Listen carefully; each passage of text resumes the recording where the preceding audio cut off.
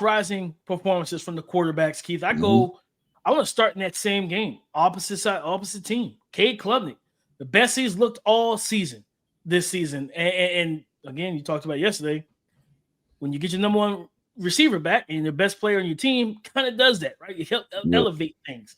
But I mean, and to be fair, I give Cade, some grace. The last couple games, the last 4 games he's played well. I know he missed like a game or two due to, I think, either a lower body injury or something like that, and everything. But against Duke, he was 27 to 36, 75% completion percentage, 380 plus yards, 2 passing touchdowns and everything. And the defense could have stopped anything. And it wasn't even just the defense. Heck, the special teams gave up a 100-yard kick return. It was just like, dear God, nothing is going right for you guys, in Clemson, South Carolina. And not even, can't even call it Death Valley, you know what I mean? Because nobody dies there. So like you can't even call it Death Valley right now. But Cade looks more confident. He looks more comfortable. The play calling, getting the ball out quick, the RPO game, play action game.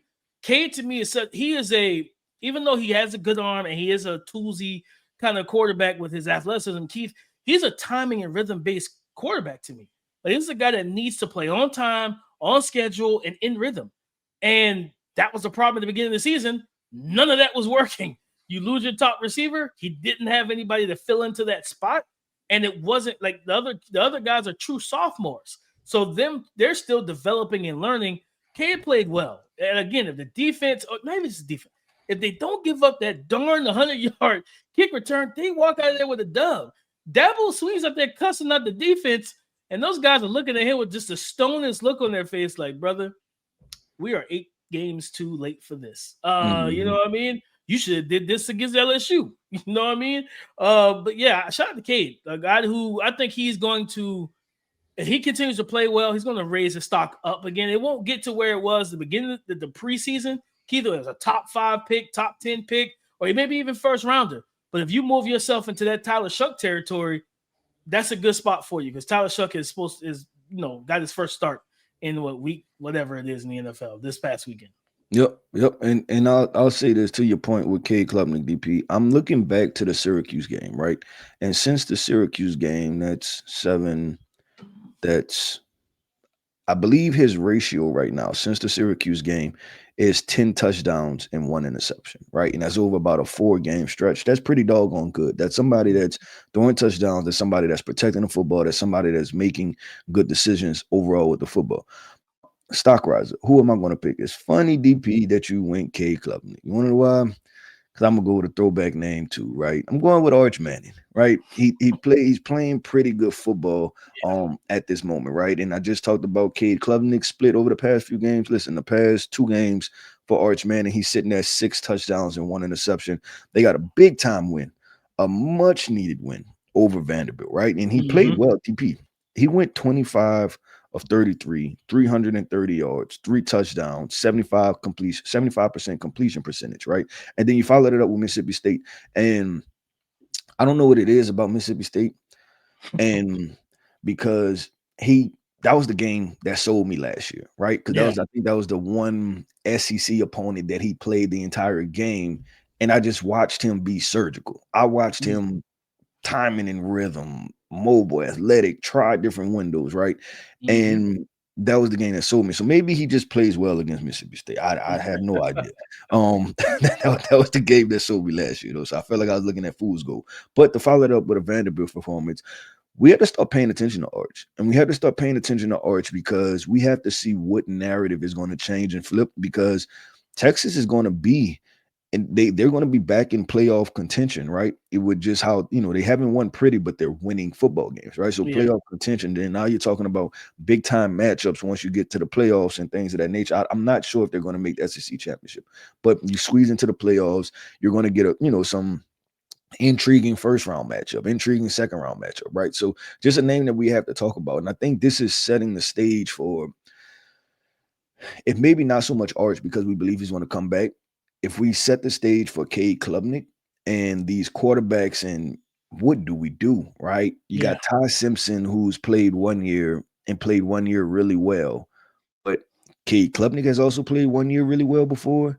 Mm-hmm. Carson Beck has also played 1 year really well before. Like it's going to be a fun conversation. Like what do you do, right? Like Yeah, which one do you legit. go? Do you go with the experienced guy who showed you everything he is, good, bad, and ugly, or do you go with the guy who's giving you 1 really good year and you're like, you know what? I don't know what the bad looks like. So it's going to be really fun. No, I think, and I talked about Arch on Washington Take Wednesday last week, and I said the same thing on that recording. I was like, it seems like Mississippi State is the game he gets right for. I don't know what it is, but he torches Mississippi State and everything, and he looks. The mechanics have gotten better. His lower body footwork has gotten better. He's not short stopping every single throw with the sidearm. He looks. I truly believe the pressure that like I said, going back to like the Dan Orlovskis and different people like that going on ESPN and saying, hey, he's QB1, he's generational after 2 starts, and it's just like, dear God, what are we doing? Like, let this young man play. I feel like that pressure, I feel like he was literally trying to carry that pressure, and like people wrote the checks and he was trying to cash them.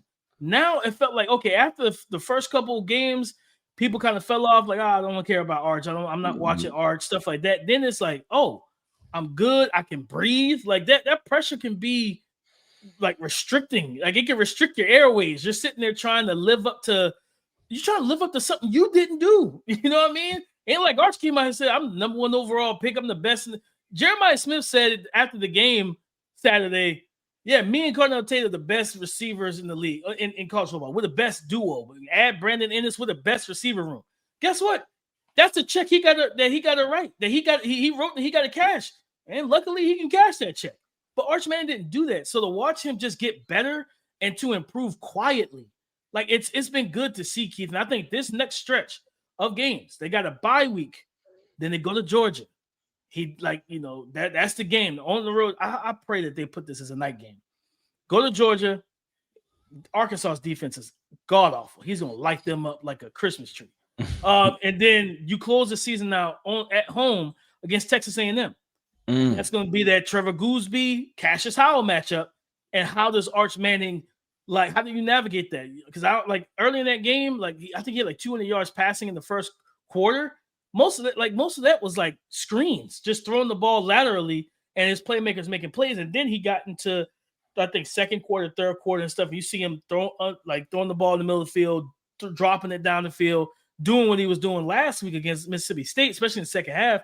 That's going to be the key for me. It's because the last 2 games have been great. That Kentucky game was tough. It's just all right now. It's just all about him being consistent. And if he can be consistent, his stock will rise to where the NFL, I could absolutely still see NFL teams you got the bloodline, the pedigree, you played well. Do it, Arch. Come on out. You know what I mean? It's just come on out, Arch. Let's go ahead and get a Manning. You think the Jets, no matter how much I love Fernando Mendoza, I'm not dumb. The Jets would 100% take Arch Manning. You we got our next Joe Namath. I'm like, oh my God, here we go. You know what I mean? Yeah. March for Arch is back on, Keith. The March for Arch stuff is back on. But to his credit, man, these past couple of games, he's been balling. He's been balling.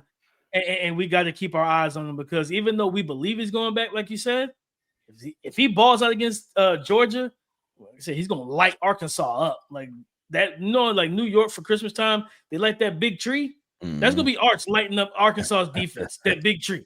It's going to light the whole city. And then if you go up against a very good Texas A&M defense and you light them up, you in the CFP, you ball out the city. Anything is truly possible at this moment for Arch Manning, Keith. And I'm excited to see how this season unfolds for him for the rest of the season.